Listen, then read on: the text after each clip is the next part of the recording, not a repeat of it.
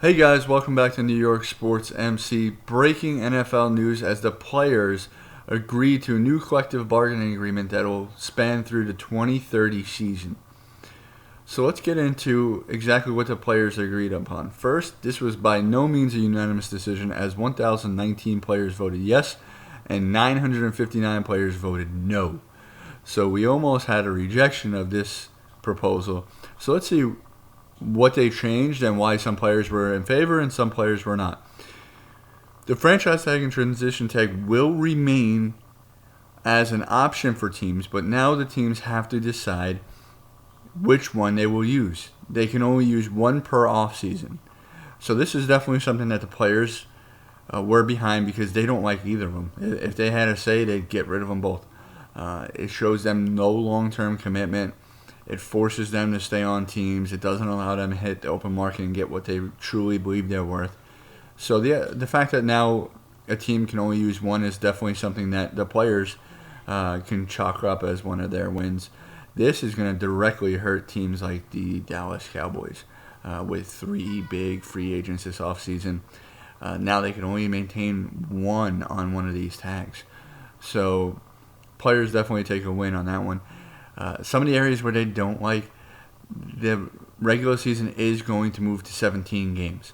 It's not going to take place this offseason. They say it should be in effect within the next 4 years. To help counteract the extra game, they are going to reduce the preseason. I don't know if it's 1 or 2 games. I didn't see any information on that in the article I was reading. But they are also adding a 7th playoff team. So now each conference will have 7 playoff teams where only 1 team per conference will get a bye. With this too, the players, a huge win for them is they're going to get a larger cut of the overall profits of the teams.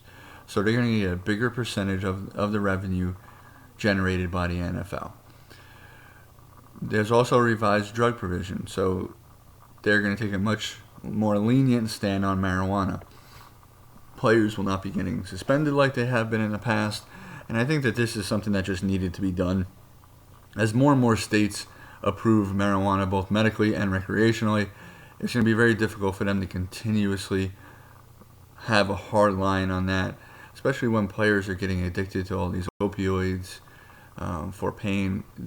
It seems like marijuana being legal for them can be something that actually helps the NFL, helps with lawsuits in the future.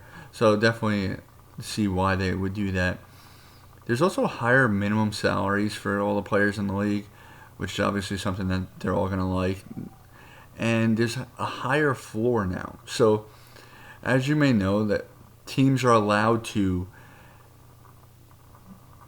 roll over some additional money that they did not spend the previous year. So the Jets are on tap to have anywhere between 50 and maybe even 80 million depending on some of the cuts that they make this offseason. So let's say they didn't spend 20 million of it. They can actually roll that into the cap for next year, and we have done this in the past.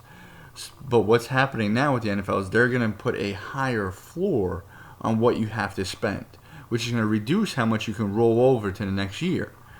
But it's also going to help the players because now as a team, you have to spend a certain amount of money.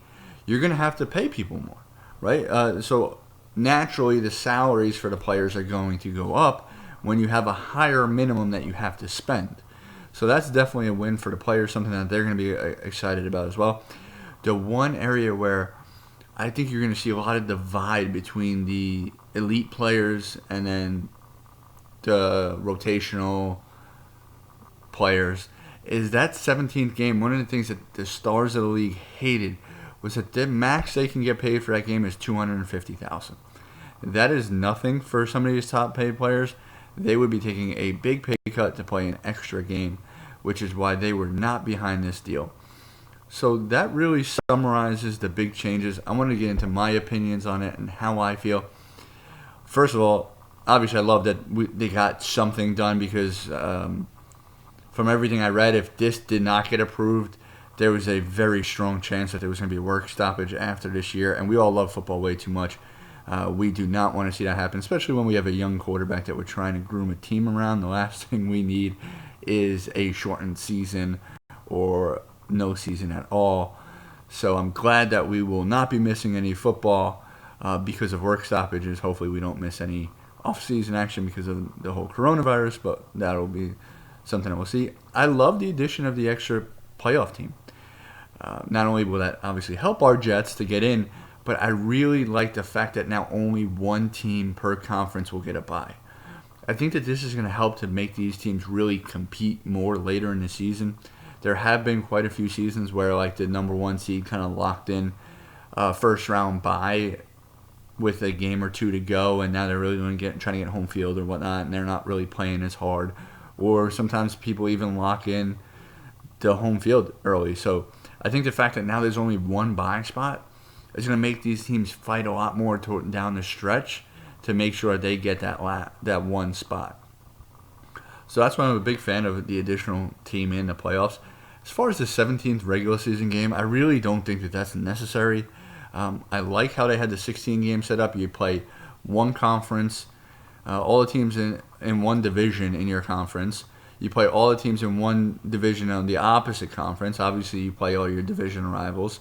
And then you play every single team in the other conference. In the other divisions of your conference that finish at the same position as you. So if you're the third place team, you play the other third place teams. So now it's like this 17th game. It's like, who are you going to play? Is it just going to be a randomized person? I like the fact that like it made sense. You played each division opponent twice. You played one conference, one division, the whole division. One division on the other conference, whole division. And then the two other divisions on your conference, the same place from the year before. So I thought it made a lot of sense. Now with this extra game, it kind of just throws that little wrench in there where it's just going to be a random opponent. But not a huge deal, right?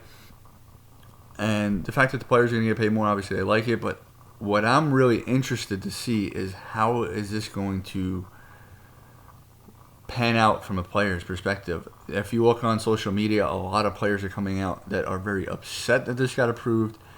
Can't believe that some of their colleagues voted yes. So I wonder if there's going to be any turmoil or any animosity between some of the players on teams, in locker rooms, things like that, between maybe some of the higher end players, some of the lower end players. Like I know J.J. Watt came out and when this first was proposed and said absolutely not. And now he's going to have to play under it. So it's just going to be interesting to see the dynamics of the players because if I had to guess, the 959 that said no are mostly the top tier starters, and the 1,019 that said yes are probably some of those rotational players, upcoming players that they just want more money. They don't really care about that $250K on the 17th game because it's probably more in line with what they're making on a game check anyway. So please subscribe to the channel if you haven't already. A lot of news is going to be coming right around the corner with free agency about to start. Hit the notification bell so you get those videos. And as always, Jet up.